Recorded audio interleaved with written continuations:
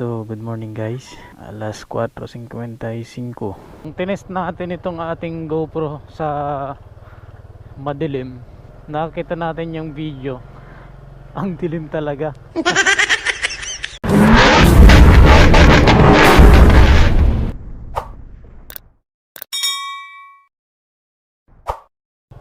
Ito lang talaga yung minsan nagiging problema natin pagka madilim yung dinadaanan natin. Mahina kasi yung low beam ng Honda XRM, pero kapag ini-high beam mo siya, ganyan siya. Okay naman kasi mabagal lang naman tayo. Mas maganda pa rin yung merong auxiliary lights. Sabagay hindi naman tayo laging bumibiyahe ng gabi. Mga 2 oras din siguro yung biyahe natin kasi maaga pa tayo, tapos hindi pa masyadong marami yung mga sasakyan. Grabe, nagpapag pa yung daanan, no? Siguro sa lamig na din kasi halos mag-umaga yung ulan. Napakagandang pagmasdan ng paligid. Nakakawala ng stress noon dito. Kapag ka malakas yung ulan, merong tulay dito na umaapaw yung tubig baha na halos hindi makadaan yung mga sasakyan dito sa part nito ng Balod. Pero maganda naman kasi ngayon kahit na lumakas yung ulan ay hindi na ito umaapaw kasi mataas na yung tulay.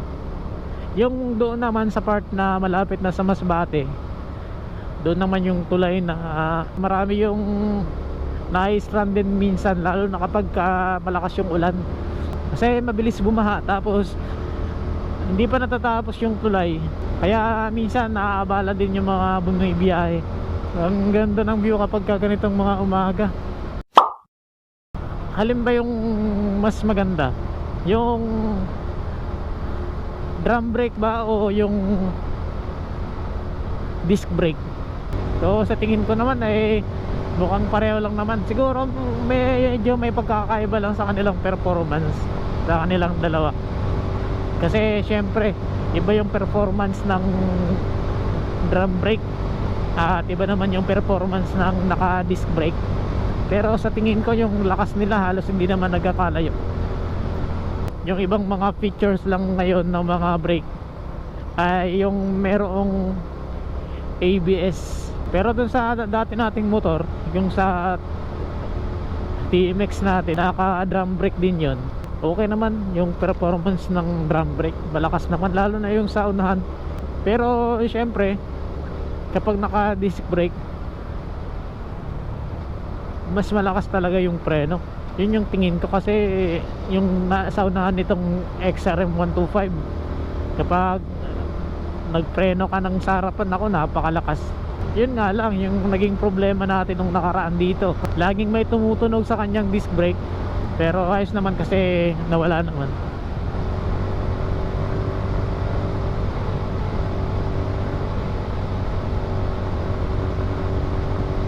Ayun, medyo lumiliwanag na.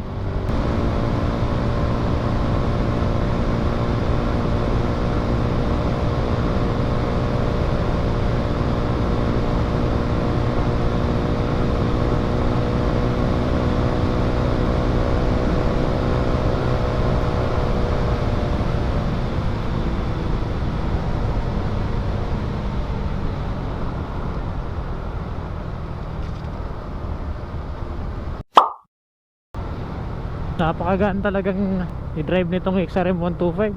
Para ka lang nagbibisikleta. Kaya baka naghahanap ka ng motor, XRM 125 na yung bilhin mo. Baka para sa'yo itong XRM 125. Kung ikaw ay baguhan sa pagmumotor, napakaganda ng XRM 125 na yung gamitin. Madaling i-drive ang XRM 125 lalo na kung baguhan ka. Kasi wala itong clutch na kailangan mo pang piga-pigain bago mo mapatakbo, dahil ito ay naka semi-automatic yung kanyang transmission. Kaya kung halimbawa ay gusto mong matuto magmotor, isa ito sa magandang pagpraktisan din. Kasi unang-una na magaan lang siyang gamitin, magaan siyang i-drive. Ewan ko lang, depende siguro sa nag-aaral ng motor kung alin yung mas magandang pag-aralan. Pero tingin ko lang, kung nag-aaral ka pa lang ng motor, magandang pag-aralan yung ganitong motor, yung ganitong walang clutch. Tapos kapag ka marunong ka na, eh syempre pwede mo namang pag-aralan yung may clutch, kasi matatiming mo na yung gas at yung preno kung marunong ka nang mag-drive ng itong mga walang clutch. Madali lang naman yung pagdadrive ng mga di-clutch na motor. Kailangan mo lang talaga ng tamang timing sa pagbibitaw ng clutch, at syempre dapat tamang timing din sa pagpreno. Kung ang pagpapraktisan mo ay XRM 125, huwag kang basta-basta magpipreno na gamitin mo yung sa unahan kasi napakalakas. Okay na yung sa uli. At kung nagpa-practice ka, dapat mabagal lang yung takbo mo para makabisado mo yung laki ng motor, yung haba at yung kanyang bigat. At kapag kakabisado mo na yun, saka ka na magpabilis. Pero dapat ride safe.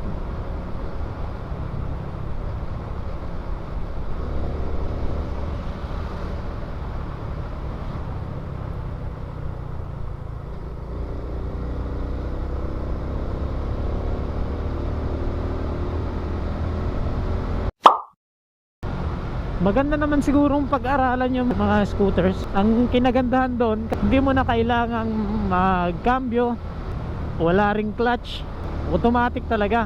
Yung pagpiga mo ng silinyador, aandar na. Pero dapat syempre kontrolado mo pa rin, huwag mong basta pigain lang kasi delikado.